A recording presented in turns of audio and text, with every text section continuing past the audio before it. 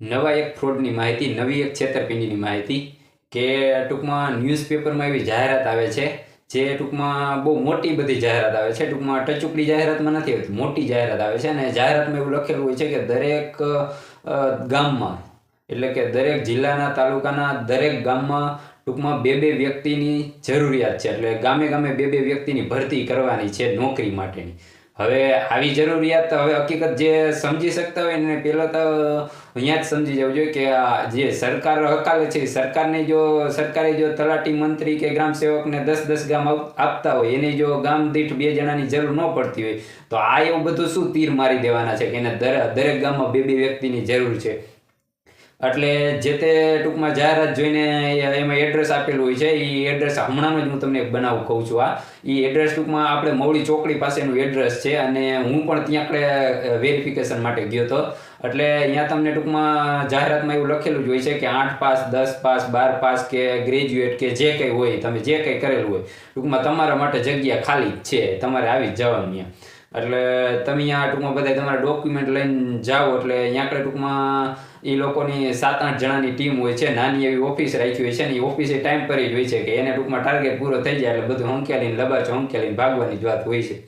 એટલે અહીંયા ટૂંકમાં એ લોકો 7-8 જણા બેઠા હોય, પછી તમને એમ કે શું ભણેલા ને પેલા તમને ફોર્મ આપે, એ ફોર્મ તમારે ભરવાનું ટૂંકમાં પેનથી. પછી ફોર્મ તમારું જોવે એટલે પછી તમને લાઈનમાં ટૂંકમાં પૂછતા જાય કે હા બરોબર, તમે ટૂંકમાં 8 પાસ છો, 10 પાસ છો કે ગ્રેજ્યુએટ કરેલા કે કોલેજ કરેલા, અને પછી તમારી પાસેથી બધી માહિતી લેવામાં આવે છે. પછી ટૂંકમાં તમને ટૂંકમાં એવું કહેવામાં આવે છે કે તમારે આ ફોર્મના 500 રૂપિયા તમારે ભરવાના થાય છે. તમને ખ્યાલ જ છે ને, તમને કોઈ પણ પ્રકારનો વાંધો નથી ને, એટલે તમે એમ કહો કે ના કાંઈ વાંધો નથી. એ ટૂંકમાં તમને ઇમોશનલી રીતનું કરે કે તમને એમ જ થઈ જાય કે આ લોકો મારા 500 રૂપિયા લઈને ક્યાંય વહી જવાના નથી. તમને ટૂંકમાં એવું જ થઈ જાય. અને ઘણા વ્યક્તિને એવું ઇમોશનલ કરે કે હવે તો ટૂંકમાં અમારે બધાય ટાર્ગેટ પૂરો થઈ ગયો છે અને અમે બધાય ગામમાં 2-2 વ્યક્તિ રાખી દીધા છે. અત્યારે અમારી પાસે ટૂંકમાં ઘણા જણા તો વેઇટિંગમાં પણ છે, પણ તમારો વારો તો ટૂંકમાં હવે ન આવી શકે, તમે બહુ મોડા પડ્યા છો.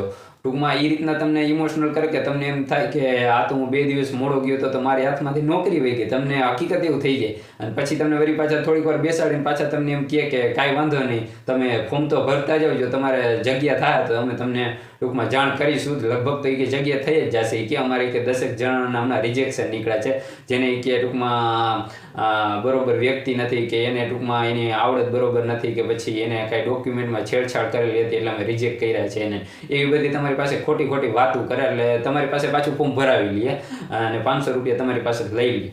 અને તમે પાછા ત્યારે કાંઈ વિચારો જ નહીં, કારણ કે તમને એવું પેલા ના પાડી હતી અને પછી તમને હા પાડી, એટલે તમે બીજું કાંઈ વિચારતા જ નથી. તમે ડાયરેક્ટ 500 રૂપિયા દઈ જ દો છો ફોર્મ પીને અને પછી તમે નીકળી જાઓ છો. પછી આ લોકો પછી ટૂંકમાં એક અઠવાડિયામાં 40 લાખ રૂપિયા ભેગા કરે છે. કેટલા? 40 લાખ રૂપિયા ભેગા છે. જે તે જગ્યાએ હું ગયો હતો અહીંયા મેં ટૂંકમાં ઘણા વ્યક્તિના મને ફોન આવ્યા હતા અને ઘણાને મેં કીધું હતું હતા. હું અહીંયા હાજર હતો ત્યારે જેટલા વ્યક્તિ હતા એ બધાને મેં કીધું હતું ખરા કે તમે ફોર્મ ફીના પૈસા ન દો. એવું હોય તો તમે એવું કહો કે મારો પહેલા મહિનાનો પગાર આવે ને એમાં 400 રૂપિયા 500 રૂપિયા ફોર્મના આવે ને એની બદલે 5000 કાપી લેજો મારા પહેલા મહિનાના પગારમાંથી. પણ અત્યારે 1 રૂપિયો તમને એડવાન્સમાં ટૂંકમાં ફોર્મ ફીના નામે નહીં જડે. તો હવે જો હકીકત એ સાચો હોય તો તમને એને 500ના 5000 ડાયરેક્ટ મળતા હોય તો એ જ વસ્તુ કરે ને. તમારે 500 રૂપિયા અત્યારે એને તમારે લેવાની શું જરૂર છે? એટલે ઘણાએ આ વાતનું ટૂંકમાં મારી સ્વીકારી અને અંદર એને એવી વાતય કરી છે, પણ તો એ લોકોએ એવું કીધું અંદરથી ટૂંકમાં જે તે વ્યક્તિ ફ્રોડ કરવાવાળા હતા, છેતરપિંડી કરવાવાળા એ, કે ભાઈ આ અમારે ટૂંકમાં ઉપર દર્શાવવાનું હોય કે અને અમારી કંપની ટૂંકમાં ફલાણી જગ્યાએ સ્થિત છે, અહીંયા અમારું કાંઈ નથી અને અમારું હેડક્વાર્ટર ઓલી જગ્યાએ છે અને અમે નોકરી જ કરીએ છીએ, એટલે અમે એવું ન કરી શકીએ. અમારે ટૂંકમાં જેટલા ફોર્મ આવ્યો એ પ્રમાણે અમારે ઉપર પૈસા જમા કરાવવા પડે ના તેને એમ ટૂંકમાં મનવી લે છે, જે તે વ્યક્તિને મનવી લે છે. એટલે પછી એ લોકો ટૂંકમાં આ રીતના ફોર્મ ફીના નામે ટૂંકમાં 40 લાખ રૂપિયા ભેગા કરે છે અને પછી ટૂંકમાં એ લોકો 1 મહિના લગી કન્ટિન્યુ ઓફિસ હકાલે જ છે. એમાં બીજાય ઘણા બધા એને ટૂંકમાં આવ્યા છે 500 રૂપિયા. અને પછી એ લોકોએ 15 દિવસ ઓફિસના થઈ ગયા પછી એ લોકોએ નવું ચાલુ કર્યું. જે તે વ્યક્તિ ફોર્મ ભરીને ગયા છે એમને પાછો એ ફોન કરે છે અને ફોન કરીને ટૂંકમાં એ એવું કહે છે કે તમારું કયું ગામ? તો કે ભાઈ મારું આ ગામ છે.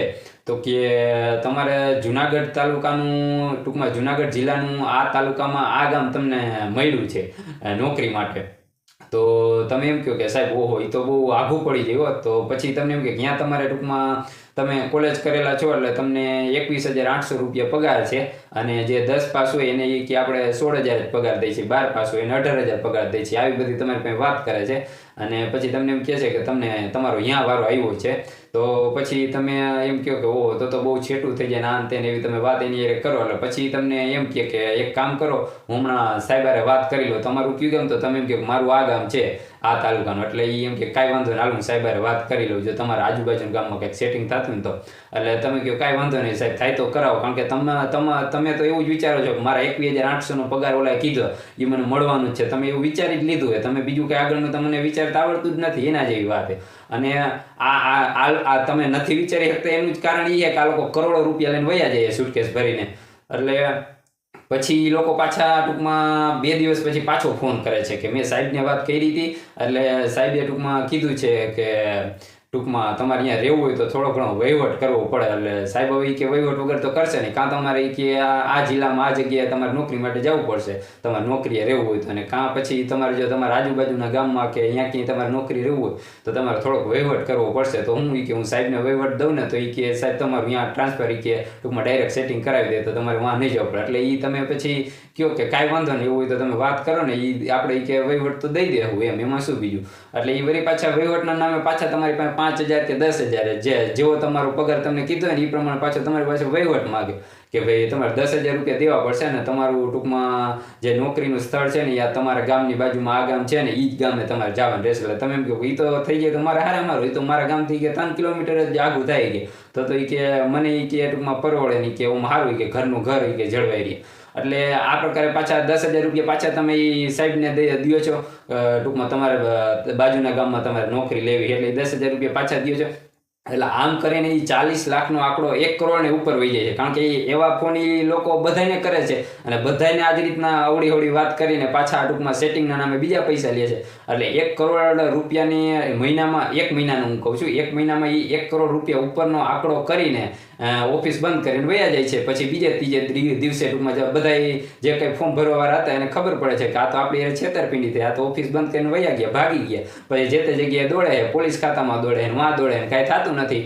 છાપામાં ટૂંકમાં અડધા પેજમાં જાહેરાત આવે કે ભાઈ આ ફલાણા વ્યક્તિઓ 1 કરોડની છેતરપિંડી કરીને ફરાર. વાત પૂરી, હંકેલાઈ ગયું બધું. પૈસા કેના ગયા? પૈસા બધા આપણા મધ્યમ વર્ગના ગયા.